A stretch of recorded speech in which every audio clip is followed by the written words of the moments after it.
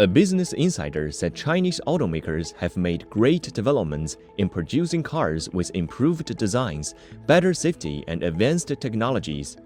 Alejandro Flores, Secretary General of Global NCAP, made the remarks at the just concluded 2023 NCAP Liaison meeting in North China's Tianjin. The great development we have seen from the Chinese manufacturers in the last years reflected this improvement is happening now in Europe, where you are exporting cars with very high quality and very improved designs, and I mean the cars are looking really like well more advanced. So you introduce better designs, you introduce much better safety, you introduce much better technologies as well.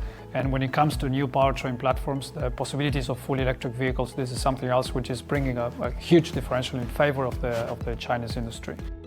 New Car Assessment Program provides customers with information on safety performance of new vehicles through a rating system.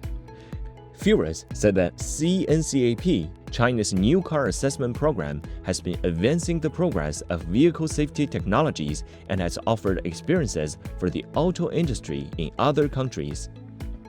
There are a lot of manufacturers already in Latin America that they are using Chinese-developed cars to base the platforms that now are being localized, produced in Latin America. So we are seeing this more and more happening more and more frequently.